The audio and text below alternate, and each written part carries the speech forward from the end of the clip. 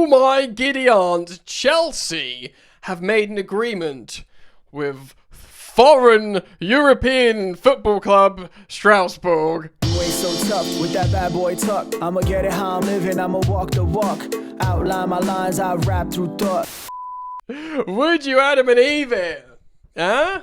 Who saw it coming? The negotiations must have been near impossible. But Chelsea, we've signed Strasbourg striker Emanuel Emegha in 2026. Now. Yeah, and that's next season. But guys, that's what we do now. Steva Willian, Kendry Paez, Mike Penders. I literally forgot his name's Mike. Mike Penders, Giovanni Kenda, who, by the way, looks like a Portuguese winger sensation, who Chelsea, like Steva, will want to play in their team. But will they want to play Emanuel Emegha? Huh? We're going to get into it. I'm going to show you it. I'm going to prepare it first. One moment. There we go. On The Athletic, Colin Miller and Simon Johnson have written about it. Wrote about it. Written about it. We'll get into that. We will also talk about his stats.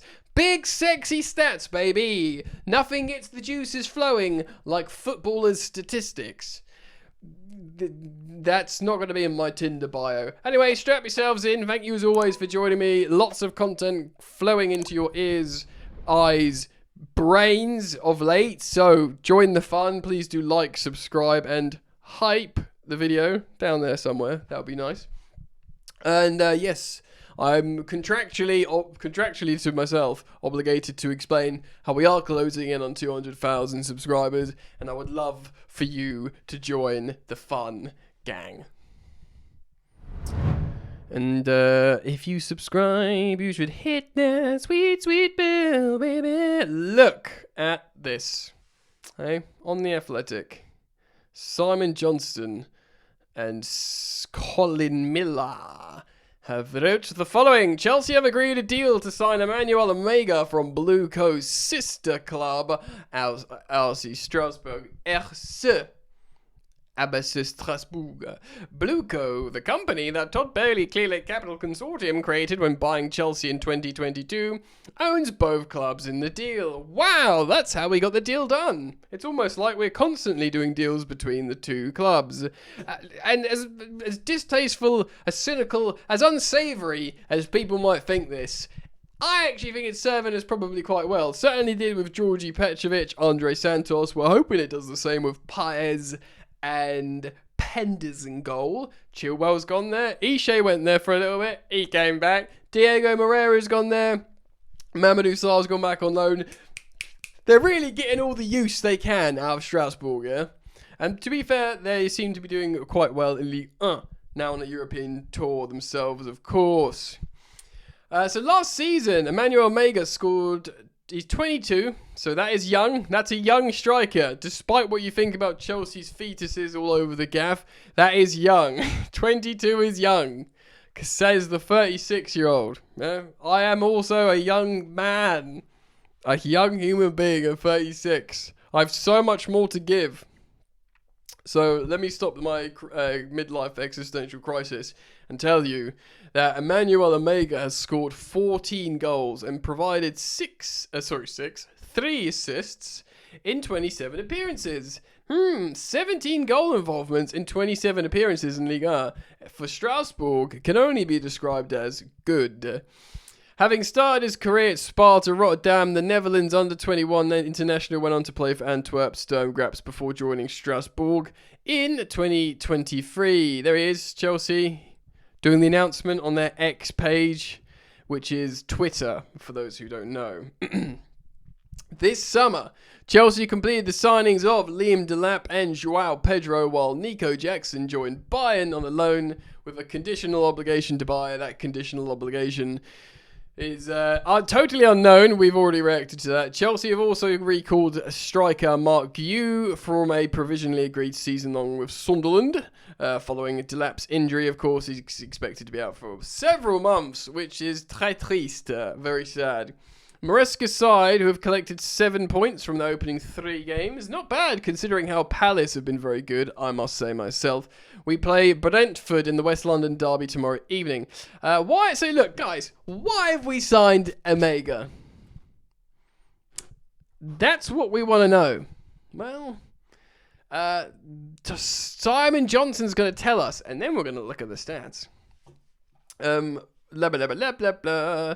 The summer window has been closed for under a fortnight, and Chelsea have already made another signing for the future. The obvious question is why? Emegha has been under consideration at Chelsea for some time. It helps that they can keep a close eye on his progress at sister club Strasbourg. That's nice, isn't it? Isn't it? English. The multi-club model works in Chelsea's favour here. Funnily enough, Champions League clubs in England and abroad were beginning to show a lot of interest in the forward earlier this year. So he's probably good. We'll look at his stats in a moment. Strasbourg were able to keep hold of him this summer. Emegha was spoken to, assured that he'd be better off staying 1 more year developing at Strasbourg before moving elsewhere. A sign of trust and value placed in him was also made captain for the season. Oh, that's fun. At the point of a move at Chelsea was not promised or guaranteed, but clearly, given the relationship between the two clubs, it could not be ruled out. It's happened. It's happened. Emegha has increased in Chelsea's thinking in recent weeks. For starters, he is seen as a successor to Nico Jackson, who was granted his wish, of course, to go to Bayern on loan. The contractual obligation, which makes that permanent if conditions are met. Even if that doesn't happen, the plan is for him to be sold regardless. So we're hoping Jackson has a good season regardless at Bayern, so he can be sold, whether that's an obligation with Bayern, whether that's Bayern taking just up an option to buy him. Bayern and buy him sounds very close, but we'll see. Chelsea thinks he's a very sellable asset, of course, Nico. Emegha is regarded as one of the fastest strikers in League 1. Speedy, and a player who likes to run in behind defences as well as down channels. That does sound very Jackson-y. There you go. Essentially what Jackson has been doing over the past 2 years, but Chelsea feel his potential is greater. Are they just saying that because he's not at Chelsea anymore? Well, we like Emegha better anyway. Chelsea were assessing what to do after Liam Delap's hamstring injury last month, which ruled them out till November. They deliberately decided not to add a striker. Of course, they brought back Mark Yu, yada. And then they've stepped up recently, Emegha signing. Loads of people want Emegha, apparently. It's worth mentioning he's got the streets. He's got the streets.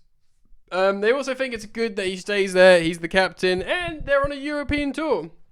The vibes are up at Strasbourg. They still haven't announced Chile, I don't think. But the vibes are up. He's doing well there. Chelsea want strength and depth in their attacking positions. Joao Pedro able to play as 10 up front. Emegha will provide another useful option, leading the line with Delap. So it will be three sort of strikers: Delap, Emegha, and Joao Pedro. They want him. He's part of the plan, bro. Tom Harris says this. So he's the analysis. Nearly said the bad 4-letter word there. Standing at 6'5". Same as me. And Europe's fastest centre forward per Skill Corner's PSV 99 metric. One for the Tinder bio, Emanuel. Europe's fastest centre forward per Skill Corner's PSV 99 metric. I don't even know what that freaking means. He's instantly fits the physical line leading mould. The 22-year-old is another forward bought by Austrian side Sturm Graz, along with Rasmus Højlund, Monaco's Micah Bareth, don't know who he is, a surefire seal of approval regarding his athletic goal poacher profile. At the top of an exciting Strasbourg side, Emegha is often a man to stretch in behind key opposition. This is genuinely useful to Chelsea, by the way. Keep opposition centre-backs on their toes, occupying defenders. Very, very important. His opening goal away at Marseille in January was almost comical as he recalibrated his run 3 times to get in behind a slack defensive line.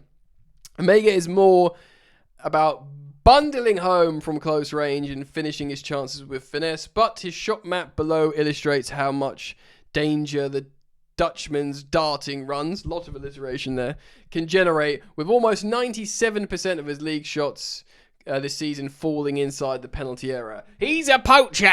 He's a sniffer in the box.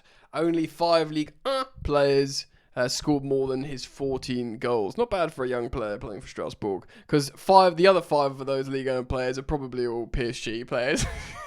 So, do you know what I mean? His expected goal value per shot of 0.28 was also the highest of any player in Europe's top 5 leagues this season. Hold on! Let's try and digest that, because that sounds good. His expected goal value per shot, which was 0.28, was also the highest of any player in Europe's top 5 leagues this season, pointing to a striker who consistently gets himself into threatening positions, even if his finishing leaves a little to be desired. Spoiler, I'm going to show you, he underperforms his XG. But, like Jackson, getting into XG shooting positions is a good thing. Despite his more slender frame, Emegha can still hold his own, create something from nothing compared to channel runs. On occasion, his height can work against him. He can sometimes look clumsy in front of goal. I've seen him on social media massively compared to Tammy Abraham, and perhaps not in the most flattering elements of Tammy Abraham. Hashtag just saying. So he can look clumsy at time and sorting out his feet, but his speed, strength, and magnetism to high-value shooting opportunities makes him an intriguing profile who will continue to cause damage as he sharpens his striking instincts. And those striking instincts can be sharpened. They can be. They can be sharpened.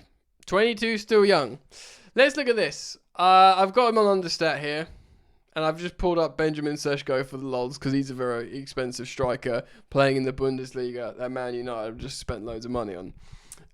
Goals per game, 0.54 per 90 for Emanuel Emegha, which means he scores a goal more than a goal every other game. He's really good with his X-chain build-up 90s, key passes are fine. Generally, he looks better than Šeško. As you can see here, he generates 0.68 XG per game. So he, underperformed his XG, which is bad, but it's also good. Because if a striker is getting 0, where's the 6 coming from? 0.7 XG per game. That's very high. That is very high. And if you get your finishing better, like, that might translate to over 20 Premier League goals. If you can do it in the Prem, of course, there's a whole different kettle of fish. Here is his strengths in his FBref scouting report. What is he good at? Well, he's in the 99th percentile for non-penalty expected goals per shot. Ha! This is what happened in the Athletic. 99th. His shot value is really good. He takes shots when you should take shots. That makes him good. That's a good forward. There's no one better at medium passes. Medium length passes. 99th percentile. Medium length passes champion. You'll never sing that. Non-penalty XGs in the top 5% of all strikers across Europe's top 5 leagues. Shots on target, very strong. Pass completion, generally very strong. Non-penalty XG and non-penalty expected goal. Assisted goals, excuse me.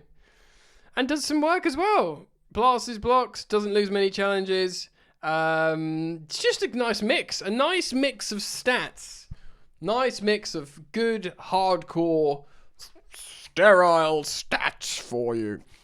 I think Chelsea are buying Emanuel Emegha with a plan to use him come the next summer. What do you think, though? Leave your thoughts down in the comment section below. I'll be very keen to learn them.